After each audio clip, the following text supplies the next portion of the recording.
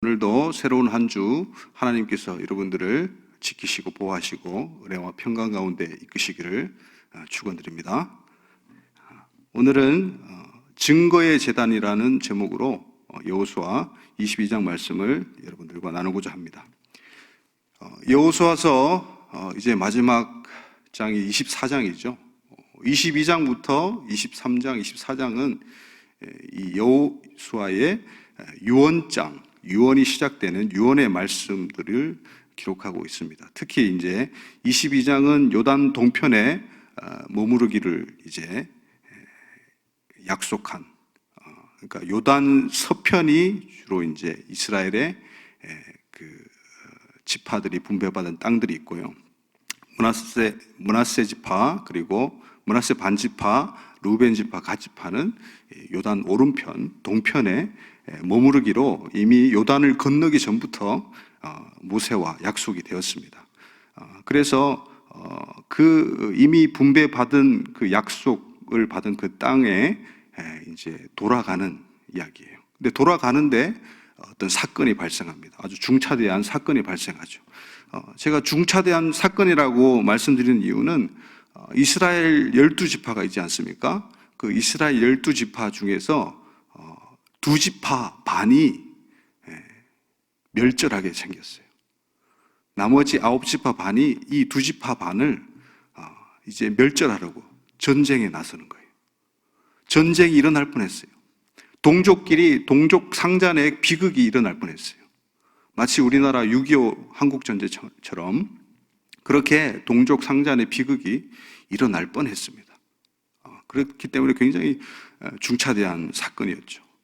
사실 이제 사사기를 이제 들어가게 되면 사사기의 그 부분에 또 베냐민 지파를 이제 다른 지파들이 이제 베냐민 지파의 그 죄악으로 말미암아 이제 진멸하려고 전쟁을 하지 않습니까? 지파 간의 전쟁이 실제로 일어납니다. 사사기 때는. 그런데 이제 오늘 22장에서는 전쟁은 일어나지 않지만 아주 일촉즉발로 위기의 상황을 맞이하게 됩니다. 그러면 왜 이렇게 지파 간에 전쟁이 일어날 뻔했을까요? 우리 19절을 한번 다시 보시겠습니다. 19절 시작. 그런데 너희가 소유지가 만일 깨끗하지 아니하거든 여호와의 성막이 있는 여호와의 소유지로 건너와 우리 중에서 소유지를 나누어 가질 것이니라. 오직 우리 하나님 여호와의 제단 외에 다른 제단을 쌓음으로 여호와를 거역하지 말며 우리에게도 거역하지 말라. 그러니까 이 비느하스를 이제 앞세워서 제사장, 대제사장이죠. 아론의 손자 이 비느하스를 앞세워서 10지파의 수령들이, 지도자들이 르우벤과 또 갓지파와 므낫세 반지파에게 찾아갑니다. 그 찾아간 이유는 이제 소문이 들리는 거예요. 이제 모든 전쟁과 땅 분배가 다 끝났어요. 그래서 여호수아 1장에 약속한 대로 그렇게 이 2지파 반은 이제 돌아갈 거예요. 돌아갔는데 실로에서부터 이제 헤어져서 돌아갔는데 또 여호수아가 축복을 하면서 잘 보냈습니다. 너희가 모세와 했던 그 언약을 너희가 순종했다. 그리고 그 말씀대로 다 지켰다. 그리고 너희들 땅에서만 안식하려고 한 게 아니라 이제 이스라엘 공동체 의식을 가지고 또 약속에 의거해서 너희들이 신실하게 전쟁을 수행했고 또 땅 분배까지 다 마쳤으니까 이제 너희들의 땅으로 돌아가라 한 것이죠. 그런데 소문이 들려오는데 어떤 소문이 들려오냐면 동쪽으로 건너간 2지파 반이 제단을 쌓았더라. 이 제단은 실로에 밖에 없는, 실로에는 이제 성막이 있죠. 실로 그 한 곳에만 하나님께서 제정하신 그 제단이 있는 것이죠. 근데 그것 외에 다른 제단을 쌓았다고 하는 그런 아주 큰 뉴스가 들려오자 이들이 가나안 땅에 있는 9지파 반이 굉장히 붕괴합니다. 왜냐하면 그것은 자기들의 형제들이 한 실수라고 생각하고 그것이 하나님을 배역하고 거역하는 일이라고 생각했기 때문이에요. 그래서 12지파가 하나님의 진노하심을 받고 다 멸절되는 것보다 차라리 2지파 반을 진멸해서라도 9지파 반이 살아남아야 되지 않겠느냐라는 마음을 가졌던 것 같아요. 그래서 이제 실로에서부터 그렇게 모여서 전쟁을 준비했던 것이죠. 이제 마지막 통첩으로 이 제사장, 대제사장 비느하스와 10명의 수령들을 앞세워서 이제 이야기를 하는 거예요. 하나님을 배역하지 말고 우리도 배역하지 마라. 그랬더니 이제 손세례를 칩니다. 자, 22절 한번 같이 읽겠습니다. 22절입니다. 시작. 전능하신 자 하나님 여호와, 전능하신 자 하나님 여호와께서 아시나니 이스라엘도 장차 알리라. 이 일이 만일 여호와를 거역함이거나 범죄함이거든 주께서는 오늘 우리를 구원하지 마시옵소서. 아주 강하게 이야기합니다. 하나님을 이 전능하신 하나님 여호와를 2번씩이나 부르면서 우리가 결코 하나님을 배역하지 않았다. 우리가 다른 제단을 쌓은 것이 아니다. 자, 그 제단을 쌓은 이유가 무엇일까요, 여러분들? 그 제단을 쌓은 이유가 그렇게 24절에 이야기하기 시작합니다. 24절 한번 보시겠습니다. 시작. 우리가 목적이 있어서 주의하고 이같이 하였노라. 곧 생각하기를 후일에 너희의 자손이 우리 자손에게 말하여 이르기를 너희가 이스라엘 하나님 여호와와 무슨 상관이 있느냐? 후일에 이제 9지파 반과 2지파 반이 갈렸잖아요. 요단강을 기점으로 해서 동편과 서편으로 나누었잖아요. 근데 주로 이제 이스라엘 지파 다수는 9지파 반은 이 가나안 땅 요단 서편에 있단 말이죠. 세월이 지난 후에 이 요단강 경계로 이제 이미 끝난 일이고 너희가 우리 쪽과 관계가 없다 이제. 그러면서 이제 그러면 어떻게 됩니까? 그들이 특별한 일이 있어서 또 실로에 하나님의 성막에 모일 수도 없고 하나님 경외하는데 문제가 생기는 것이죠. 장래에 그런 일이 생길까봐 미연에 그것을 방지하기 위해서 이 제단을 쌓았다는 것이에요. 이 제단은 이름이 이제 엣이에요. 엣. 나중에 나오지만 증거라는 뜻의 이제 에드라는 말을 쓰고 있습니다. 증거의 제단이에요. 증거의 제단을 쌓았는데 이 제단은 실도에 있는 실제 짐승의 각을 뜨고 또 피를 쏟아서 올려놓는 그런 번제단, 또 그 성막에서 행해지는 제사 의식에 필요한 또 동일한 기능을 가진 그런 제단이 아니라 모형만 있는 거예요. 모형만. 제단 모양만 만들어 놓은 거예요. 왜 그렇게 했느냐? 제단 모양을 이제 요단강 뚝에다가 멀리서도 볼 수 있게 크게 지었어요. 그것을 이제 돌로 지었는지 흙으로 지었는지 다른 재료로 지었는지 정확히 나오진 않지만 아마 돌로 쌓을 것으로 보입니다. 그 제단을 쌓아서 너희가 요단 동편을 바라볼 때에도 저 제단의 모양, 바로 실로에 있는 그 제단의 모양과 같은 그 모양, 그것을 통해서 우리도 너희와 같은 분깃을 가진 여호와의 총회다, 하나님의 공동체다. 이것을 알리기 위해서, 기억시키기 위해서 그 제단을 만들었던 것입니다. 자, 우리가 여기서 이제 살펴볼 것이 무엇이겠습니까? 이 실로에 있는 전 세계에서 유일무이하게 하나밖에 없는 그 제단, 그 성막, 그것은 바로 우리 예수 그리스도의 유일성을 예표하고 있습니다. 하나밖에 없는 것이죠. 우리 사도행전 4장 12절 말씀 같이 보시겠습니까? 다른 이로서는 구원을 받을 수 없나니 천한 사람 중에 구원을 받을 만한 다른 이름을 우리에게 주신 일이 있습니까? 없습니까? 주신 일이 없습니다. 천하 사람들 중에 구원을 받을 만한 다른 이름은 없습니다. 오직 예수 그리스도밖에 없습니다. 오직 예수입니다. 할렐루야. 그래서 그 유일하신 그 구원자 예수님의 그 예표로서 성막도 마찬가지예요. 실로에 있는 성막도 다 이 시간에 이야기할 수 없지만은 굉장히 많은 부분이 있죠. 성막 문부터 시작해서 번제단, 물두멍, 또 성소로 들어가게 되면 등불, 7등불, 메노라와 또 떡상과 또 분향단과 또 커튼을 열고 지성소로 들어가게 되면 이제 언약궤가 있는 것이죠. 그것들이 모두 예수 그리스도를 예표하고 있는 거예요. 그러니까 대제사장도 그 직분과 그 제사장 사람도 예수님을 예표하고 부분적으로, 그리고 거기에 번제단에 태워드리는 제물도 양, 염소, 또 비둘기, 또 소, 이런 제물들도 다 예수님을 예표하고 있고, 그 제단 기물 물건들도 모두 예수님을 예표하고 있어요. 그래서 유일한 하나님이 제정하신 유일한 제단, 그 성막이 실로에 있었습니다. 실로. 근데 창세기 이제 49장 10절에 보면 이 유다에 대해서 이 야곱이 죽기 전에 축복을 하면서 예언을 하죠. 그때 그렇게 이야기합니다. 유다의 규가, 왕의 규가 이제 떠나지 아니할 것이다. 통치자가 유다에서 끊어지지 아니할 것이다. 그러면서 아드키야보 실로가 오시기까지, 이런 말을 해요. 실로가 오시기까지. 그러니까 실로는 지명 이름이기도 하지만은 실로는 예수님의 별명이기도 해요. 실로가 아주 뜻깊은 말이죠. 그 실로라는 지명이 그냥 생긴 게 아닌 것이죠.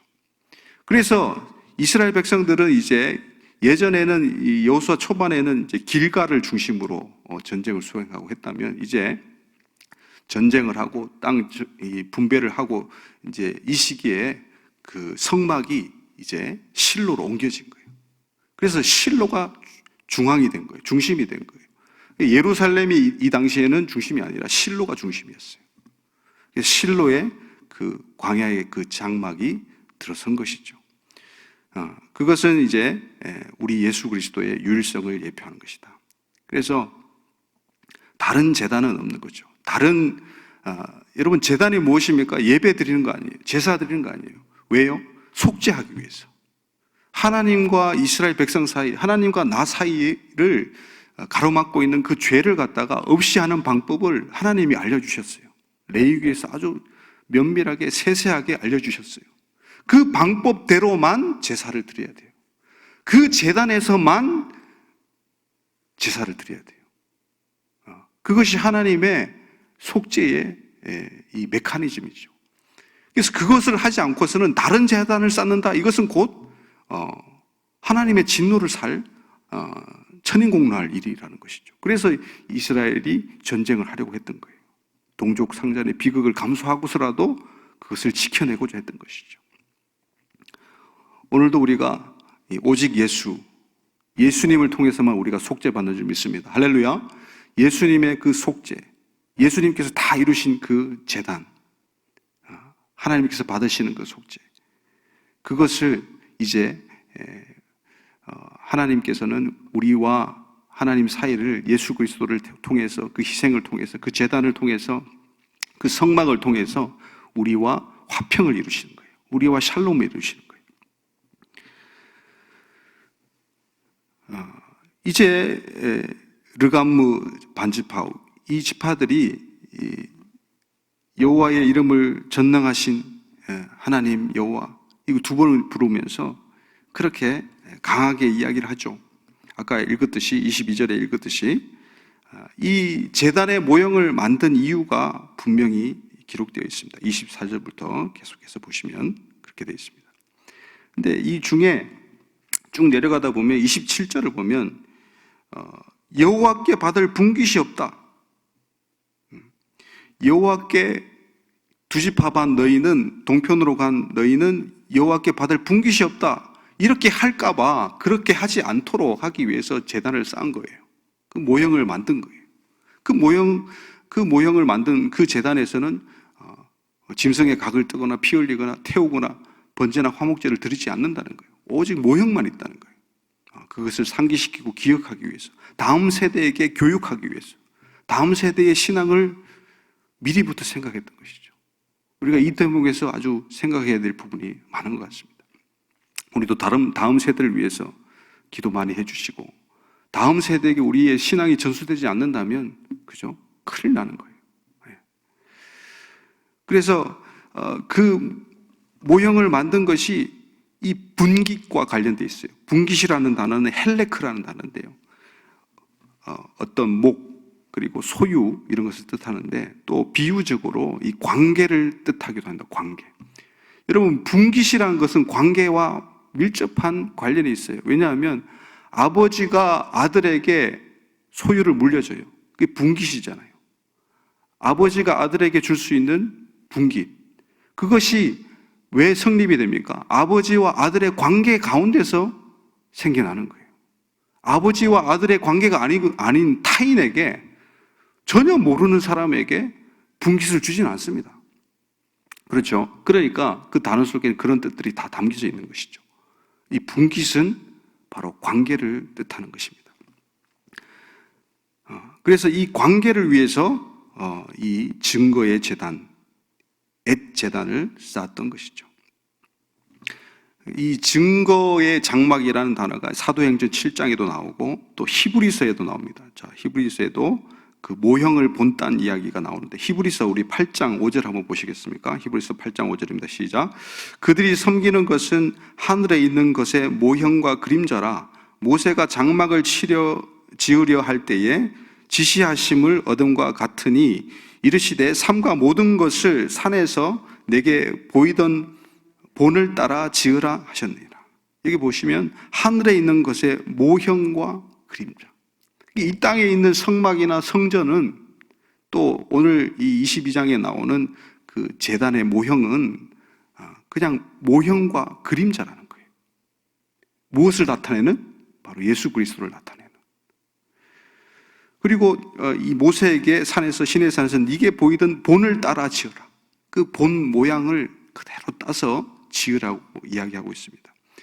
그 하늘의 장막을 모세는 본 거예요. 여러분, 다윗도 마찬가지입니다. 다윗이 성전을 짓지 않았지만 모든 준비를 다 마쳤어요. 성전의 설계도까지 다윗이 다 그렸어요. 어떻게 해요? 하나님께서 다 보여주셨어요. 솔로몬은 짓기만 했고요. 그 바로 하늘 성전이 요한계시록 15장 5절에 있습니다. 15장 5절입니다. 또 2일 후에 내가 보니 하늘의 증거 장막의 성전이 열리며, 하늘에도 여러분 증거 장막이 있어요. 하늘에도 증거 장막 성전이 있어요. 네. 하늘에도 언약궤가 있어요. 네. 그것을 그대로 보고 본 따서 만든 거예요, 사실.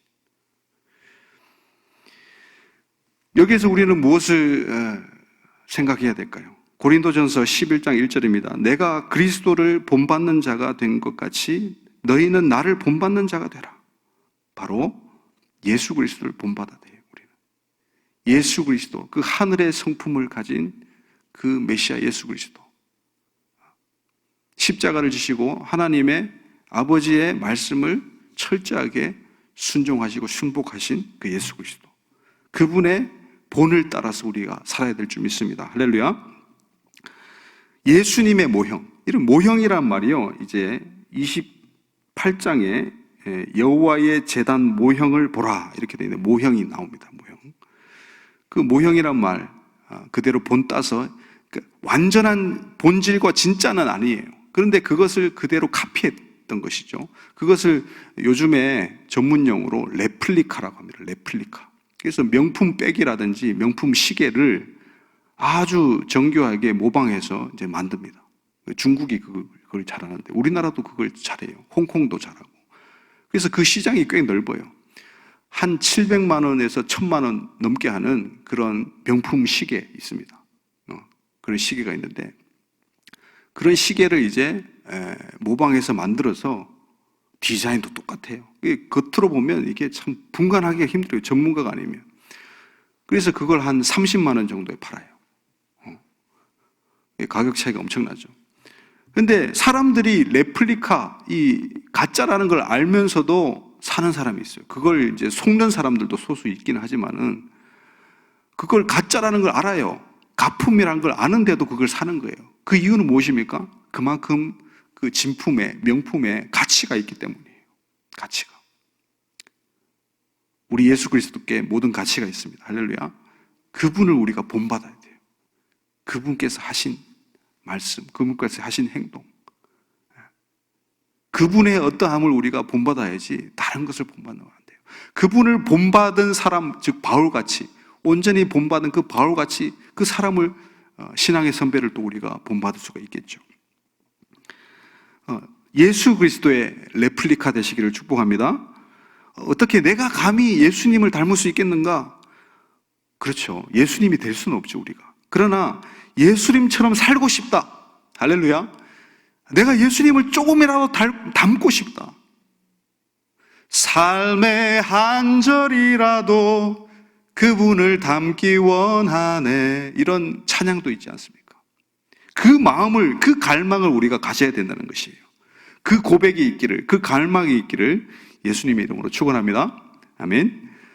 자, 우리가 이 긴 본문 중에서 이제 34절을 한번 보시겠습니까? 22장 34절 시작.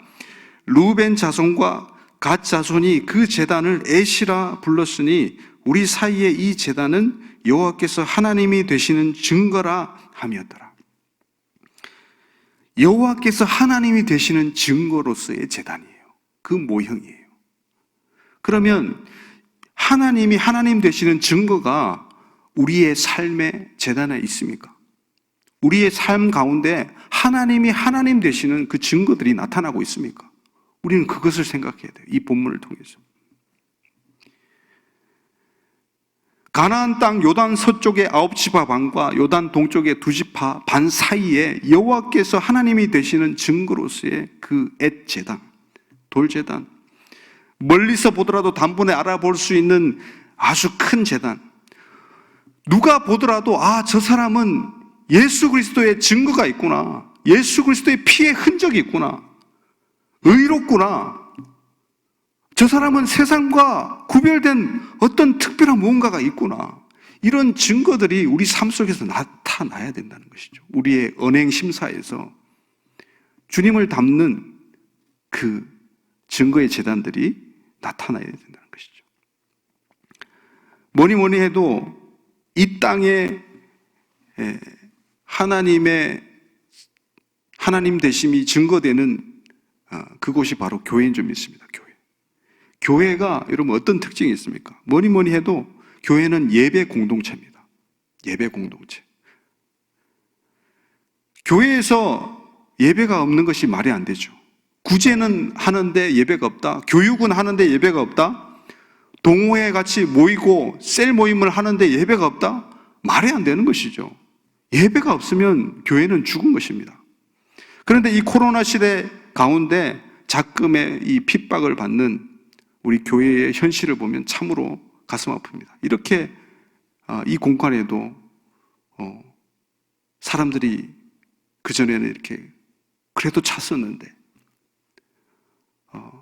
저도 설교하기가 참 이게 담임 목사님 심정을 조금이라도 이해할 것 같아요. 가슴이 아파요. 우리가 왜 이렇게 됐을까? 우리의 잘못이 크죠. 그런데 4단계로 격상된 와중에서도 어떤 유명한 모 가수의 콘서트에서는 4,000명이 막 들어가요. 4,000명이. 그런데 한 번도 확진자가 나오지 않고 거리두기 하면서 방역 철저히 하는 그런 예배하는 교회에서 예배를 금지하고 시설을 사용 금지시키고 집합을 금지시키는 그런 행정명령들이 뉴스에서 등장하는 작금의 현실이 참으로 가슴 아픕니다. 예배는 사람이 예배를 하라 마라 할 권리가 없습니다. 오직 하나님이 우리 인간에게 부여해 주신 가장 큰 특권이고 선물이고 영광인 줄 믿습니다. 그런데 이 예배가 보이는 예배가 있고 보이지 않는 예배가 있어요. 보이는 예배는 막을 수 있습니다. 그러나 보이지 않는 예배는 막을 수가 없습니다. 할렐루야. 승리하시기 바랍니다. 예배로 승리하시기 바랍니다. 힘을 내시기 바랍니다. 시편 50편 5절입니다. 시작. 이르시되 나의 성도들을 내 앞에 모으라. 그들은 제사로 나와 언약한 이들이니라 하시도다. 하나님이요, 오늘도 성도들을 모으라고 부르고 계세요. 성도들을 내 앞에 모으라. 세상 권력은 성도들을 흩어지게 하고 교회를 문을 닫게 하지만 하나님은 여전히 옛부터 지금까지 성도들을 모으시기에 혈안이 되신 분이 하나님이세요. 그분이 왜 성도들을 내 앞에 모으라고 말씀하십니까? 그들은 제사로 나와 언약한 존재들이다. 여러분과 저는 제사로, 바로 예배로 하나님과 약속한 언약한 존재들이라는 거예요. 할렐루야. 그렇기 때문에 예배를 멈추면 안 돼요. 영상으로도 예배를 드려야 되고 길을 쓰고 예배를 드려야 돼요. 보이는 예배, 보이지 않는 예배를 우리는 다 지켜내야 돼요. 예배는 언약입니다. 예배는 생명입니다. 두 번째로 우리 삶 가운데 하나님 되시는 증거는 바로 십자가입니다. 예수 그리스도의 십자가는 우리 모두가 지향해야 될 바로 단 하나의 증거의 제단인 줄 믿습니다. 예배를 금지하고 교회의 십자가 첨탑을 철거하는데 서울시는 지원금을 주겠다고 이야기해요. 첨탑의 십자가를 제거하는 거예요. 근데 그 이유가 여름에 태풍에 그 첨탑이 무너지면 주위에 피해를 보니까 사전에 없애라. 그러면 태풍이 지나가고 나서 다시 세워준답니까? 아니에요. 지원금 1원도 없어요. 다시 세우는 데는. 무너뜨리기는 쉬워도 세우기는 너무나 힘듭니다. 대한민국 정권이 현재 정권이나 미래 정권이나 어둠의 세상 주관자들에게 쓰임받는 정권이 되지 않기를 간절히 소망합니다. 교회를 핍박하고 무시한 정권, 그런 나라나 독재자들은 살아남은 자들이 없어요. 여러분 중국을 보세요. 그렇게 교회를 핍박하더니 엄청난 홍수가 덮쳤어요. 독일도 마찬가지고. 존 깔뱅은 교회론에서 그렇게 이야기합니다. 각연적 교회와 불각연적 교회가 있다. 각연적 교회는 보이는 교회, 불각연적 교회는 보이지 않는 교회예요. 20세기 기독교 변증가 라브리 공동체를 창립한 프란시스 셰프라는 사람이 있는데 그 사람은 교회는 세상을 향한 기독교 최후의 변증이다. 변증은 하나님이 살아계시고 통치한다는 것을 논리적으로 증명하는 거예요. 그게 기독교 변증입니다. 교회 자체가 하나님의 최후의 보루고 변증이라는 거예요. 하나님의 증거로서의 교회. 할렐루야. 그 교회가 보이지 않는 교회도 있다는 거예요. 지금 보이는 교회지만 보이지 않는 교회가 있다는 거예요. 보이지 않는 예배가 있다는 거예요. 보이지 않는 십자가가 있다는 거예요. 아무리 십자가의 첨탑을 철거해도 예배를 막고 행정명령을 내려도 보이지 않는 예배, 보이지 않는 십자가, 보이지 않는 교회가 있단 말입니다. 그것은 영원한 것입니다. 그 보이지 않는 교회를, 그 보이지 않는 십자가를, 보이지 않는 예배를 누가 방해할 수 있습니까? 아무도 없어요. 할렐루야. 우리는 그 영적인 힘으로 이 코로나 시기, 위기의 시기를 돌파해야 될 줄 믿습니다. 할렐루야. 저는 이 본문을 보면서 너무 궁금한 게 있었어요. 왜 루벤과 므낫세 반지파와 갓지파냐? 해필이면 왜 두 지파 반이 따로 그렇게 있느냐? 그 이유가 있어요. 이 루벤은 야곱의 첫 번째 아들입니다. 레아를 통해서 나온 첫 번째 아들이에요. 아들을 보라 이거예요. 아들을 보라. 그 뜻이 루벤, 아들을 보라.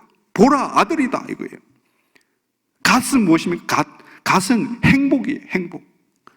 근데 이 행복이라는 뜻을 살펴보면요, 분배하다, 배포하다라는 뜻이 있어요. 진짜 행복은요, 내가 갖는 게 아니라 분배하고 배포한다는 거예요. 이 갓은 누구의 소생입니까? 레아의 여종 실바의 첫 아들이에요. 그리고 므낫세는 누굽니까? 므낫세는 요셉의 첫 아들이에요. 다 장남들입니다. 이 세 명 다. 이 장남들이 왜 이렇게 따로 분리되고 피해를 봐야 됩니까? 마음 졸이면서 애재단까지 짓고 오해를 받으면서. 여러분, 이것은 바로 예수 그리스도를 예표하고 있는 거예요. 예수 그리스도, 그분이 장남 되시는 그분이 희생하심으로. 여러분, 므낫세는 잊혀진다는 뜻이에요. 잊혀진다. 보라, 아들을 보라. 예수 그리스도를 보라. 십자가에서 잊혀진 존재, 세상에서 잊혀진 존재, 진멸된 존재, 그리고 다 나누어 주신 존재, 갓. 이것이 바로 루벤 그리고 갓 므낫세 반지파의 비밀입니다. 그리고 그 엣 제단 자체가 하 미스베, 바로 그 제단이라고 이야기해요. 그 제단. 그 제단에서는 제사의 번제 기능이 없어요. 그런데 그 제단 모형이 누구를 가리킨다고요? 예수 그리스도. 예수 그리스도로 말미암아 우리는 더 이상 짐승의 피를 흘리지 않아도 돼요. 각을 뜨지 않아도 돼요. 번제 드리지 않아도 돼요. 왜요? 그분의 그 제단 때문에, 그분 때문에. 할렐루야. 그분이 희생되었기 때문에, 십자가에서.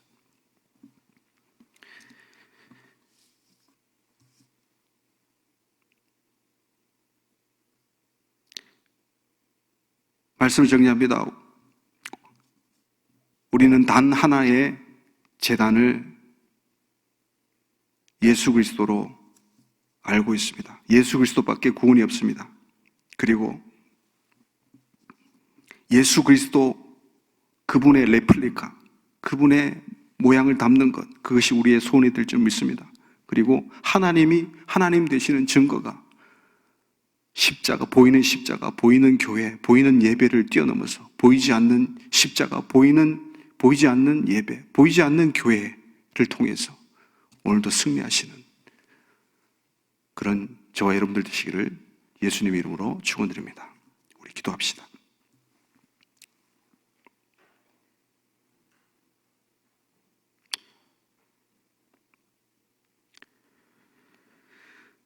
하나님과 예수 그리스도 앞에서 하나님의 살아계심과 하나님의 나라의 통치와 그것을 증거하는 제단 되길 원합니다. 참다운 교회 되기를 원합니다. 보이는 교회, 보이는 십자가, 보이는 예배, 그것을 제한할 수 있고 무너뜨릴 수 있고 중단시킬 수 있지만 보이지 않는 교회, 보이지 않는 십자가, 보이지 않는 예배는 그 무엇으로도 제한할 수가 없습니다. 무너뜨릴 수가 없습니다. 중단시킬 수가 없습니다. 정신승리가 아니라 영적 실체입니다. 주님, 우리가 이 보이지 않는 교회의 십자가, 예배, 하나님이 하나님 되신 증거를 나타내는 제단으로서의 저희 자신과 교회가 되게 하여 주시옵소서라고 기도하며 나가겠습니다. 하나님 아버지 감사합니다. 오늘 가운데 참으로 슬픕니다. 이 코로나 현실 가운데 예배가 제한받고 막히고 교회의 십자가의 첨탑이 철거가 되고 사회의 조롱거리가 되고 지탄을 받고 있는 주님의 몸된 교회가, 주님의 몸이 상하는 것이 우리가 상하는 것인데 주님 도와주시옵소서. 비록 보이는 예배가 금지가 되고 제한을 받고 보이는 십자가가 내려지고 철거되고 보이는 교회가 핍박을 받고 문을 닫을지라도 보이지 않는 예배와 보이지 않는 십자가, 보이지 않는 교회가 정말 승리하는 줄 믿습니다. 하나님께서 도와주시고 역사하여 주시옵소서. 주님 도와주시고 함께하여 주시옵소서.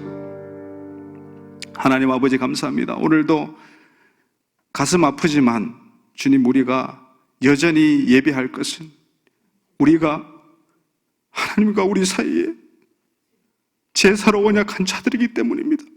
우리가 성도들이기 때문입니다. 주님 긍휼을 베풀어 주셔서 이 환난과 위기에 주님 영적 실체, 보이지 않는 십자가, 보이지 않는 교회, 보이지 않는 예배로 나아가서 승리하는 저희들 될 수 있도록 도와주시옵소서. 감사하고 예수님의 이름으로 기도드리옵나이다. 아멘. 주여, 주여, 주여. 하나님 아버지 용서하여 주시옵소서. 우리의 죄악이 너무 커서 하늘을 우러러 볼 수도 없고 우리의 죄악이 정수리에 차서 하나님을 올려다 볼 수도 없습니다. 그러나 하나님, 저희는 하나님과 제사로 언약한 자들이오니 저희들의 제사를 멈추지 마시고 보이지 않는 예배와 보이지 않는 십자가, 보이지 않는 교회의 증거의 제단들로 승리하는 저희들 될 수 있도록 주님 모든 흩어진 성도들에게 주님 은혜와 평강으로, 위로로, 비전으로, 영적인 실체의 승리로 나타나게 주님 역사하여 주시옵소서.